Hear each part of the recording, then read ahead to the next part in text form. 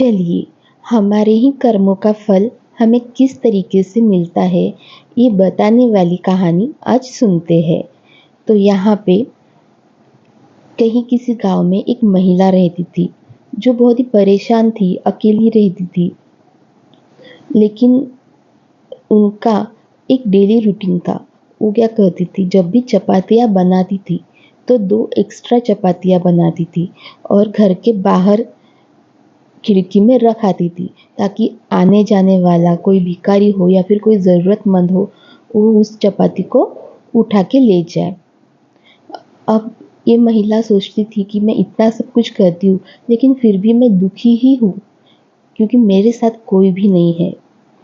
उनका एक बेटा भी था, जो करीबन 2 साल से घर नहीं आया था, गुम हो चुका था और उन्हें इसी बात से ऐसा लगता था कि अच्छा करने पर भी हमारे साथ तो बुरा ही हो रहा है। और एक भिखारी था, जो आता था और समय पर वो 2 रोटियां उठा के लेकर जाता था।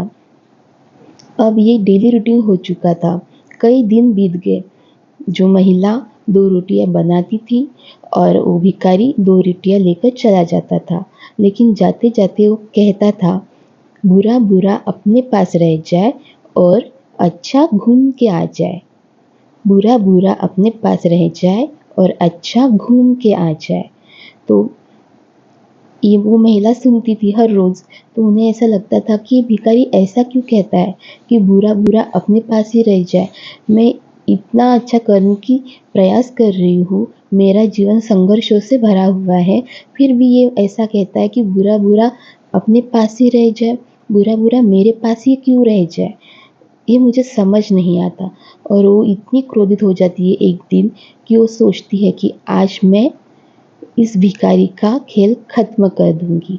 और फिर वो क्या करती है, अलग से आटा भिगोती है 2 चपातियों का, ज़हरीली दवाई उसमें मिला देती है और 2 चपातियाँ बनाकर वो वहीं खिड़की पे रख देती है। लेकिन जैसे ही वो रखने जाती है, अंतर आत्मा से आवाज़ आते हैं, ये तुम क्या कर रही हो? आज तक तुमने कभी किसी का बुरा नहीं किया और आज क्या हो गया जो किसी के जान लेने पर तुम उतार हो चुकी हो? तो ऐसा सोचकर वो महिला वो 2 चपातियाँ उठा लेती है, उन्हें जला देती है। फिर से आटा भिगोती है और 2 अच्छी चपातियाँ बनाकर वो खिड़की में रख देती है। भिखारी समय पे आता है, चपातियाँ उठाता है और कहता है, बुरा बुरा अपने साथ रह जाए और अच्छा घूम के आ जाए, और चले जाता है। फिर वो महिला ऐसे अंदर जाकर सोचती रहती है कि मेरा बेटा कब आएगा? वो आएगा भी या नहीं आएगा? उसी वक़्त दरवाज़े पे कोई नॉक करता है और जब महिला दरवाज़ा ओपन करके देखती है, तो उसे उसका बेटा दिखाई देता है।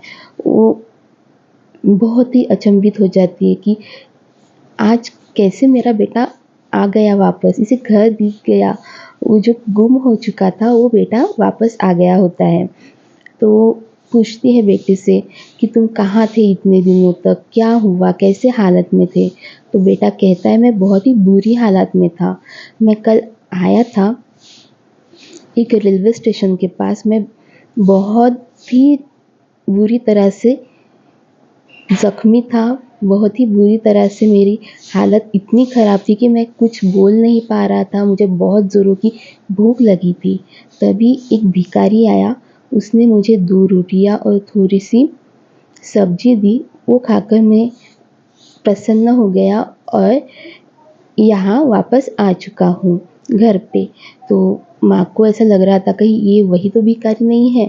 तो माँ ने पूछा कि वो उसका हुलिया कैसा था, वो भिखारी लगता कैसा था?